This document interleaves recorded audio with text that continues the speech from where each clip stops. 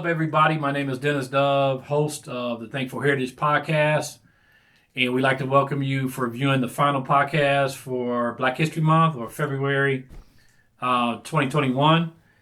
This is our final episode. We appreciate you tuning in, supporting us during the last couple of shows. If you hadn't had opportunity to see the previous shows, go to YouTube and go to Think Digital page.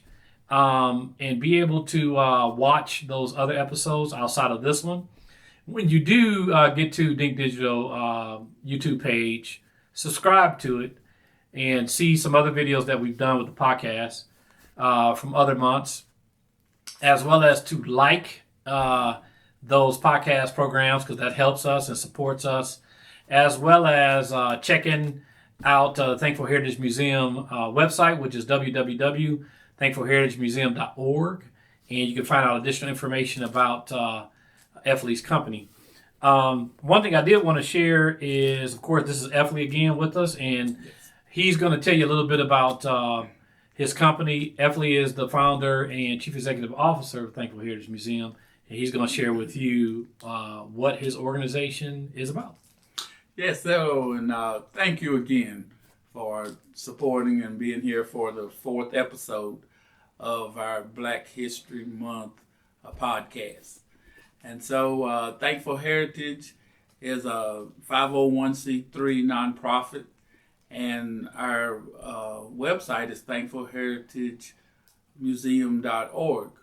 And we go to the schools, the churches, the businesses, and we do Black history programs as well as race relations. And it's an opportunity for the seniors to take a trip down memory lane, as well as the youth to see many of the things that their parents, grandparents, and teachers have taught them about. So it's a spectacular museum with interactive workshops that you can come to and participate and learn and see some things. So thank you again for coming and watching our podcast. Hey, thanks, Effley, for that information about your organization. So we're going to cover in this podcast, our final podcast, as we indicated, for Black History Month.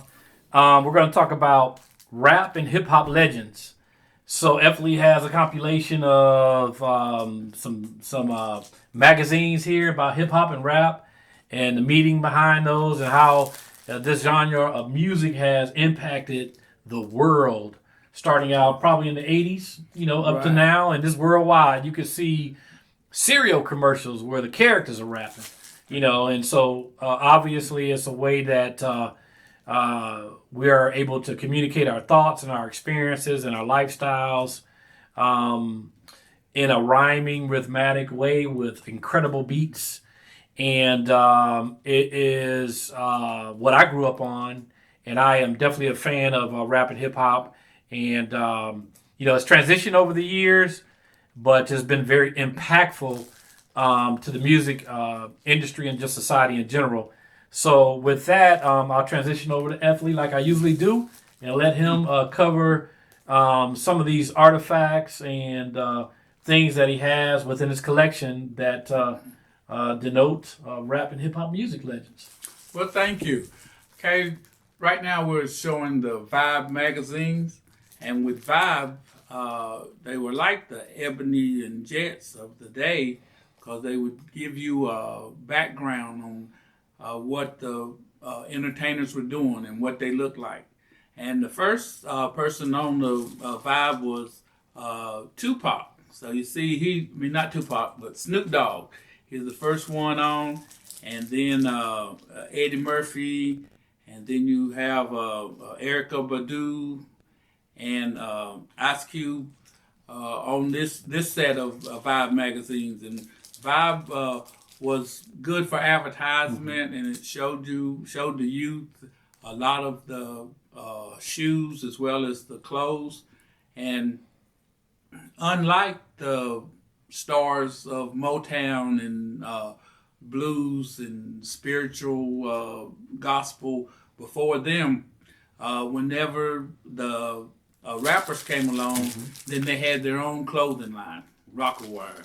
They had their own, they had the shoes, they had they sold themselves. So they were able to reap the benefits of the producing these clothes. Mm-hmm. And so Vibe magazine was one of the places where you could go and see the artists, find out what they're doing, as well as see the more modern day clothing that they had. As well as with Vibe, you can find out what was happening in the hip hop culture. You can see what's happening with some of the new artists in rap and hip hop, as well as some of the pioneers. Like Snoop Dogg and like some of the others, Ice Cube, etc. And you can also see some of the latest information, what was going on. And like you had indicated, it started a lifestyle, and just how it impacted the culture, African American culture, and different cultures. And now you have folks that live that lifestyle, yes. Because it is an impact and it's something that they believe in and that they want to be connected to. So Vibe was one of those instrumental magazines that was a foundation of the culture. Yes, all right.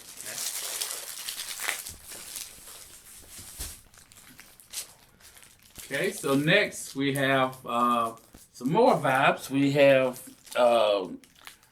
this is Biggie, and we have the Fugees, Janet Jackson, and on the end is Brandy. And one of the things about all of these stars, some of them are no longer alive, like Biggie. Some of them have had their heyday and went on and started families, and like Janet, and then the Fugees broke up. But this was a sort of a way to freeze a certain time frame where you could say, well, hey, I was going to the club at this part, or man, I remember whenever that album came out or CD came out, and then you can just make the most of that. It just brings back great memories when you look at some of the magazine covers. Yeah, and like you said, this is like the jet of the youthful time when the genre came about in the '80s, up to now, and it gave you all that information, and you could go there and you could read about the different articles and different perspectives and different things that those folks were doing in that industry.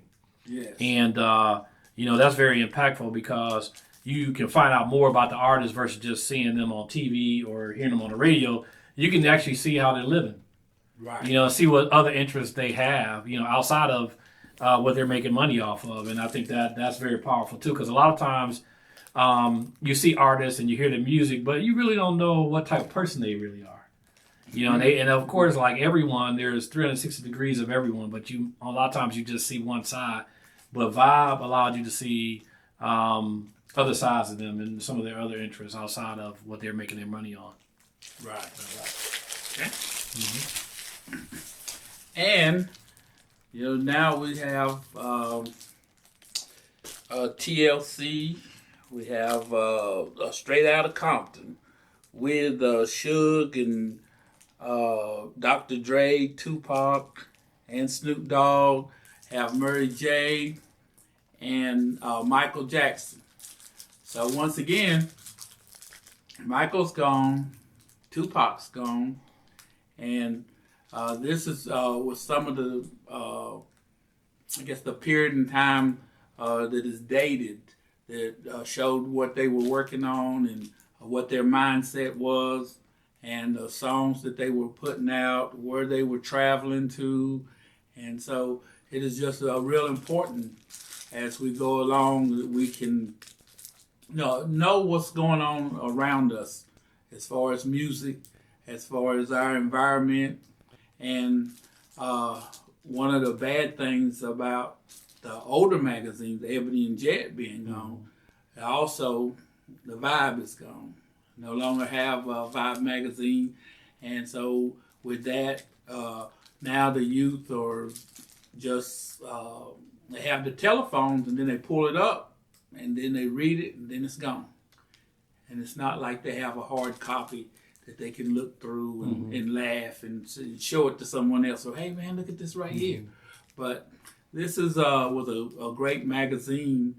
Quincy Jones was part of it as far as starting it and everything. And so Vibe magazine is missed. It's a good magazine. Exactly. And then what you had talked about earlier, I think I'm pointing at a little bit further down, Death Row Records, with Suge Knight and Snoop and Dr. Dre and Tupac. And, they were very instrumental in the gangster rap, that came out of West Coast, and California, Los Angeles area, where it was very raw, very street-oriented type of music. It was very realistic because that was what was happening in the streets.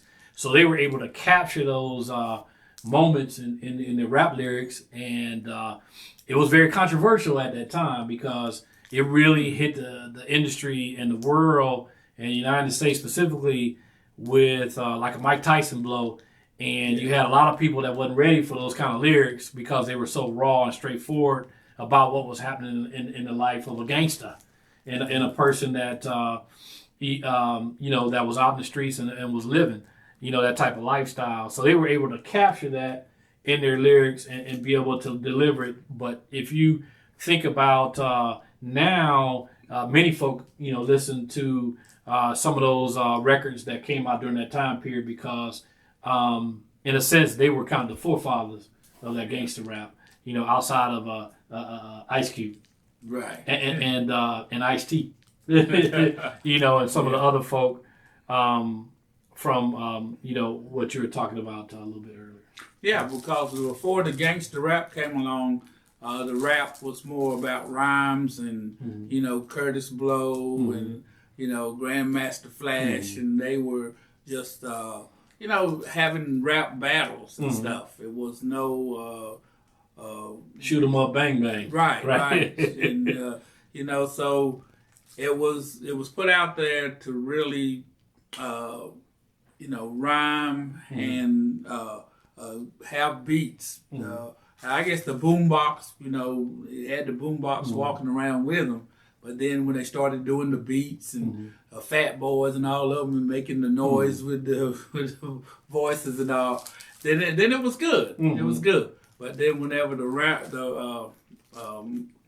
came along and it became hard and people were rapping and next thing you know people getting shot and killed and that just hurt us. Hurt our culture. I feel that we were better than that.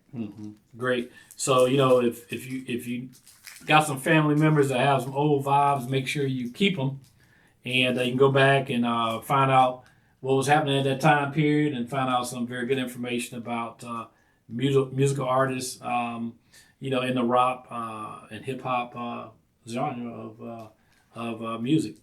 All right. Yeah. What else you have for us, Effley? I think you got some things you wanted to share, a few other things you wanted to share with our audience. Yes, and it's just wonderful. We're going to show you a few of the dolls that the rappers had. And so first of all, I think we'll start with one of the girl groups. And we'll start here. We have Chili. That's Chili from TLC. Right. And we got Left Eye. Left Eye, TLC. And then we got T-Boz. T-Boz from TLC. So wow, these were got a little reflection set of dolls. Yeah. And 1995 was the year that these dolls maybe came tilting out. Forward a little bit. There we go. Okay. Yeah, so you can see it. And so it was just not Barbie, but it was also dolls that looked like us, and it was dolls that while the music was playing, if you had these dolls, then they're very special and they're very collectible nowadays. And like you said, TLC during that time period, they were very famous, very beautiful young ladies, great lyrics, and very influential to the music industry. And it was music that I grew up on and I listened to, and still to this day, I listen to songs from like Waterfalls and things of that nature. So it was really good. And it's always positive to see, like we were talking about earlier in one of the podcast, images, positive images of African American females and males and just the family in general. So with these dials, you see that imagery. Yes. And, I looked at them a little earlier, and they do look like them. You'd have some dials, that I don't really look like them, but these dials do look like those young ladies. Definitely. Hey, we're here for another transition to look at a couple more of his collection. And I think you have some dials here. Who are they? Run DMC. Run DMC. Those are my boys right there. All right. You have Run DMC and the DJ Jam Master Jay out of New York City. Yes, and I mean, who can not remember these Adidas shoes, the gold chains, the smooth lyrics that they had, and so it was just a great time and transition in music. Great songs. One of the ones I remember as far as a rap song was Sucker MCs. That was the first song I heard from the group Run DMC, and when I heard that, I just dropped everything. I was like, man, who is that? Let me make sure I get a copy of that. At that time, we had cassette tapes. So, I got a copy of that cassette tape, and it was, one of several songs I listened to from this particular group. But they're very influential with the sweatsuits. Adidas, the Adidas were untied, and they had the golds and the fedora black caps. They were just sharp, smooth. And they're very impactful, could cross over. They sold out stadiums, and they were all over TV, all over MTV, and some of all over the radio. When you heard them, and then you just had people at that time, in their cars. They had the music up loud, and you hear their songs, and you be bopping your head, moving your feet. Oh, yeah. And so they're very impactful. And this is a great set of dials that you have to represent, Run DMC, one of the historical rap and hip hop groups of all time. All right. We got one more set of dolls to show you. Is this the final set? It is. All right. We have what you have here. That is that Michelle. Is that Destiny's Child? Uh-oh now. Michelle. All right. Who is that? That's Kelly there. That's Kelly. I know who the next one is. I think everybody knows who that is. Yeah. Which one is that? That's B. That's B. Beyonce. All right. Beyonce. Oh, my girls love them some Beyonce.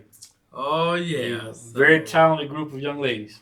Yes, yes. And so when you talk about class and talk about starting young and not giving up, because whenever they started out, there was 4 or 5 Destiny Child. And so then they had to change the group around a little bit, and then they still solidified themselves with 3 and sold out many arenas and made some beautiful songs.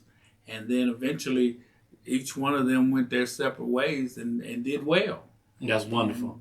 Yeah, they've got, as a group, they had great songs. And then, like you say, when they separated, obviously, Beyonce, took the lead and is one of the greatest artists that is out there now that you can see, and very impactful. And actually married a rapper, Jay-Z. Right. And they have a beautiful family. And whatever she puts out sells out, Yes. And then I think Michelle got into gospel music. And Kelly, still maybe doing R&B. But together, the trio, they're just phenomenal, together. And then obviously, Beyonce taking the lead and doing her own thing. But as you can see, these are positive images of young black women. And definitely keepsakes, and they're very classy. And that's one thing I can say. But I think the collection that you pulled together is phenomenal, with the imagery that came from the music industry, looking at TLC, looking at Run DMC, looking at Destiny's Child, and, just very, very impactful.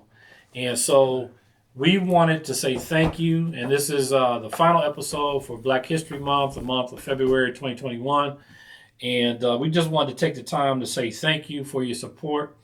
Thank you for viewing us for this episode. Hopefully the other 3 episodes look forward to other videos, podcasts coming from Thankful Heritage Museum, partner with Dink Digital Productions over the next couple months. And it's just truly great to work with Effley. I've learned so much from him. Hopefully you've learned from him also. And every time I go through this process, I feel enriched. We have a beautiful heritage, and we have so much to learn. And we have great people that have done great things. And that's who we want to let you know about through word of mouth and through discussion. And we hope that you take the information that we share with you and continue the conversation and do your own research and find out. There's so many more people in the United States and in the world that are Black, as well as folks that have helped us that are not Black to progress. And so that's one thing we also wanted to share. But with that, we'll conclude the program and just want to say thank you again. If you need any additional information, get in contact with Effley at www.thankfulheritagemuseum.org, or if you need any photo, video, web design services, get in contact with me through www.dinkdigitalproductions.com. This podcast, of course, has been a partnership between Dink Digital Productions and Thankful Heritage Museum. And if you haven't watched, once again, those previous episodes, go to our YouTube page and go to Dink Digital and watch those additional segments. We would ask for you to subscribe to the page and click like so you can show that they're worthwhile, and that gives us encouragement. But until the next time, God bless each of you. Take care and be thankful for the heritage.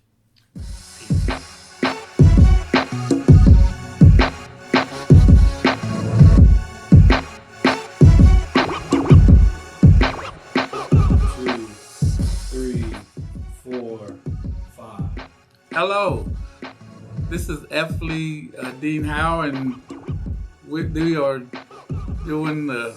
Let me start over again. Oh, okay, I got it. Good.